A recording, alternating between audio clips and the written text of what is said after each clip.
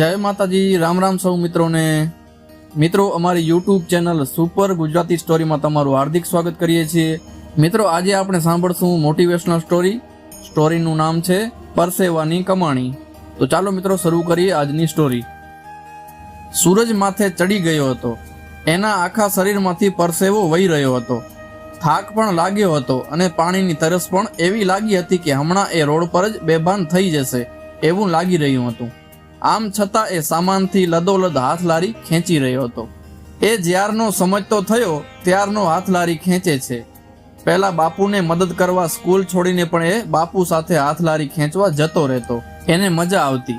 एना बापू एने पડીકામાં बांधेली जलेबी अपावता पण ए एकलो पડીકું पण ना खोले। ज्यारे खरा बपोर थाय अने बापू खावा माटे लारी घर तरफ वाळे त्यारे ए घरे पहोंचतानी साथे ज पડીકું खोलवा मांडे अने बा अने नानी बेननी साथे बेसीने जलेबी खाए।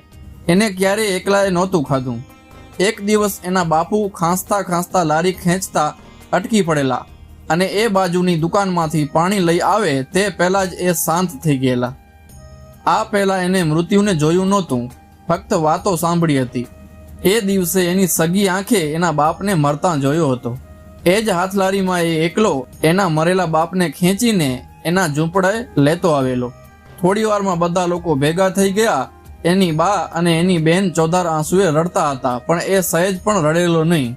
ए बाने अने बेन ने छाना राखवानी कोशिश करतो रह्यो। ए राते ए खाधा वगर एकलो बापूनी खाटलीमां सूई गयो। सवार पड़तानी साथे ज ए लारी लईने નીકળી पड़ेलो। ते ठेठ मोड़ी रात्रे घरे आवेलो। एनी बा भूख्या पेटे एनी राह जोई रही हती। एने ए दिवसे पोते पहली वखत खरीदेलू जलेबीनु पડીકું घरे लेतो आवेलो। एने बेन ने उठाड़ी त्रणेय जण साथे जमवा बैठेला। साथे जमवानो क्रम आजे पण एणे जाळवी राख्यो छे।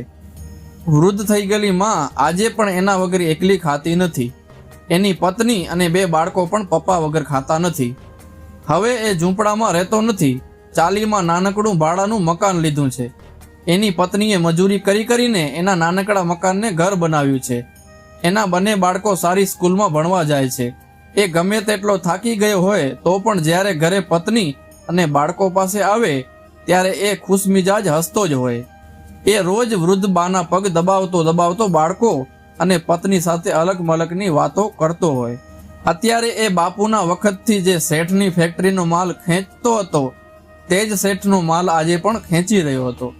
ગમે તેટલો થાક લાગે તો પણ શેઠનો માલ સમયસર પહોંચાડ્યા વગર એ અટકવા માંગતો ન હતો। પરસેવે રેબઝેબ એ શેઠની ફેક્ટરીએ પહોંચ્યો। એણે જોયું કે ફેક્ટરીના આંગણે નવી નકોર લોડિંગ ટેમ્પો રિક્ષા ઊભી હતી। શેઠના દીકરા નાના શેઠ બધાને કંઈક સૂચના આપી રહ્યા હતા। એને મનમાં ફાડ પડી। કંઈ પણ બોલ્યા વગર એ ચૂપચાપ હાથ લારીમાંથી માલ ઉતારવા માંડ્યો। એટલામાં નાના શેઠ એની નજીક આવ્યા। એના ખભે હાથ મૂક્યો અને લોડિંગ ટેમ્પો રિક્ષાની ચાવી આપતા બોલ્યા, હવે લારી ખેંચવાનું બંધ અને આ રિક્ષાથી માલ ફેરવવાનો। તારે તો હજી મારી સાથે ઘણું કામ કરવાનું છે। તારા બાપુની જેમ અધવચ્ચે રસ્તામાં મરી જવાનું નથી, સમજ્યો ને? તારો દીકરો અને મારો દીકરો એક જ સ્કૂલ અને એક જ વર્ગમાં ભણે છે। એને ભણાવી ગણાવી મોટો સાહેબ કરવાનો છે ને? એ પરસેવો લૂછતો લૂછતો મલકી ઉઠ્યો અને એના મિત્ર જેવા શેઠે એના મોંમાં પેંડો ખવડાવી દીધો। તો મિત્રો આજની આ મોટિવેશનલ સ્ટોરી તમને કેવી લાગી? વિડીયો પસંદ આવ્યો હોય તો વિડીયોને લાઈક કરી દેજો। મળીશું એક નવી વાત સાથે, નવી સ્ટોરી સાથે। ત્યાં સુધી સૌને જય માતાજી, રામ રામ।